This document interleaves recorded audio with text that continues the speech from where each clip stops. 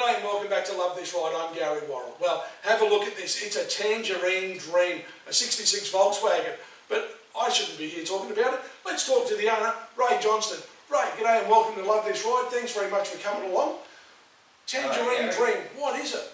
It's a 1966 Volkswagen Beetle. I've had it 11 years.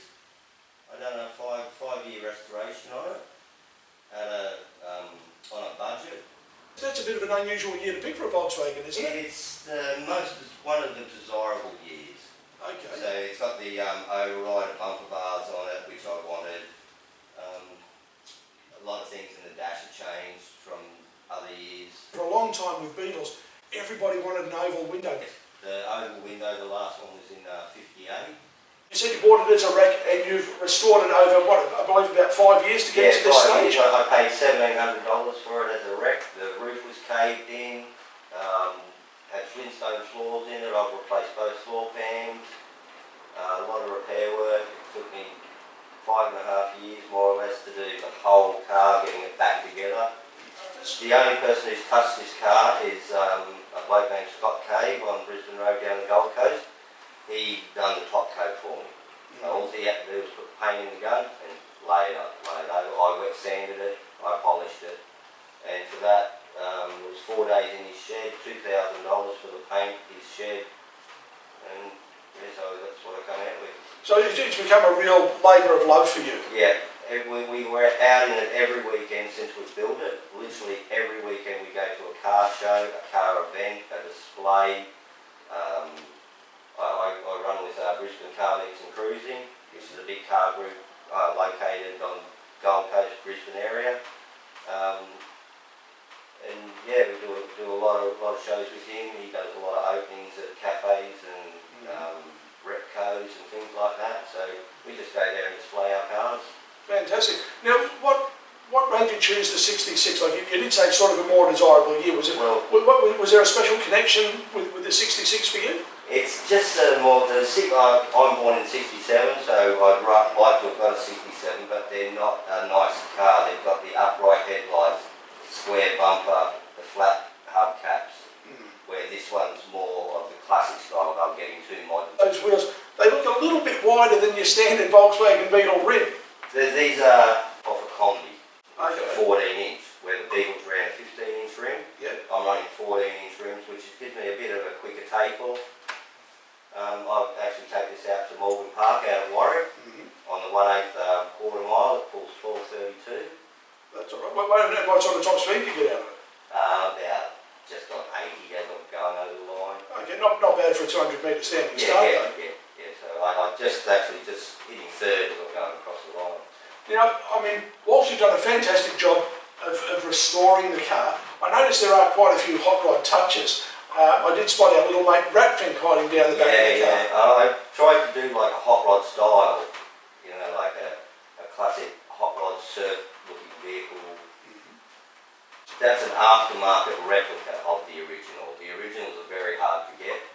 Like my son buys an original, they're very hard to get, but they make an aftermarket one as well. I was really taken by the black and white checkering that you did inside all of the guards. Well, that was the theme through the car originally. My original motor had checkers right through it. I had checkers in my headlights, checkers under the guards. I've done them on the lounge room floor. It took 9 hours to put individual checkers under the guards.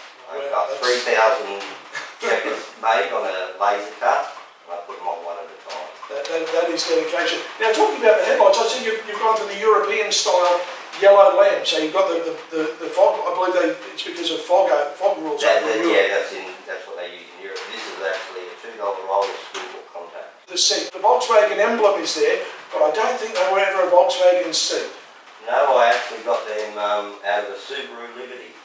Okay. So I was pulling the motor out of it, and I said, "What are you doing with the interior?" He said, "You've got 2 hours to take it out." But what about the back? I don't think I've ever seen a Beetle with back rear seat headrests. No, I managed to get the back seat fitted in as well. I just had to cut the seat frame off on each side where the body contours in, and just sew it back. That takes 70 mil off each side to make them fit in.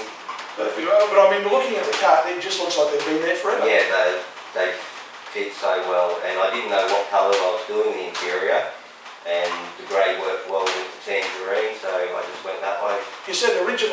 was caved in, certainly not looking caved in now. How'd you go with the headlining? With the headlining, not a problem. It's just I've got flames on it, which I've done a pattern and embroidered. So yeah, under the roof I've got flames. There's a lot of just little detail touches all through the car. The door trims, for example, now look like they've gone to a polished alloy. When I done my hood lining, I took a photo of that, sent it to a company in America called VW Racing, and he prints you whatever you like on a Volkswagen door card. He just does strictly Volkswagen stuff, and you send him a picture of anything and he will press that onto the door panels. Perspex engine cover, was that a lot of work to pull that together?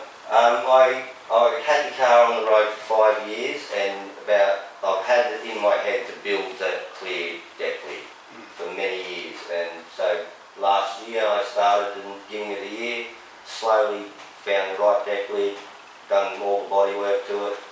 I wasn't sure if it was going to work. I didn't know how the Perspex was going to mould, so I just used hair dryer on the Perspex, got it nice and hot, and just formed it over the engine lid. And yeah. But there's a reason you've gone Perspex, because that engine, I don't think that's how it rolled off the line at Wolfsburg. No, that's it's a standard engine case. I've had line board and honed out. It's was a 1500cc. Been taken out to a 1770. It's running a 120 angle cam, scat 94mm piston and barrels, and yeah, it's got a standard carby on it that's been rejetted, and the day I put it in, I haven't touched the motor since. It just absolutely runs like a train. But all that chrome absolutely shows up, and especially when you turn on the engine bay lights. Yes, it's got lights through it, so at night it really shows up. Bit cheeky when I'm cruising down the highway, you can see someone behind me and I'll flip the coloured lights on and they flip their headlights on and they really like it. As you said, the car is fully road registered, so you drive it everywhere all the time. Yeah. This is pretty much a daily driver. How's it drive for a 66 Volkswagen? It literally drives like a brand new car. It's like a taxi. You can't fault it. I'm running drum brakes all around, which is original. A lot of people go to disc brakes, but if you do your work and you do it correctly, the brakes will be fine being drum brakes.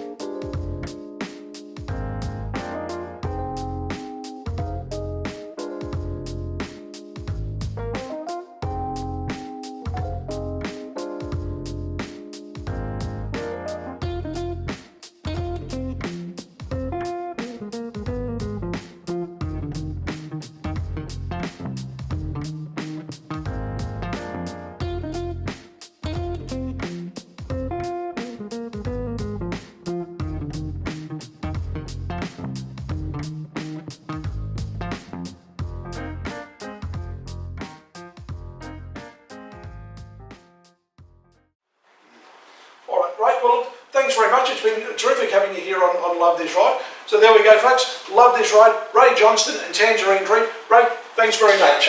Cheers, mate. We'll see you next time.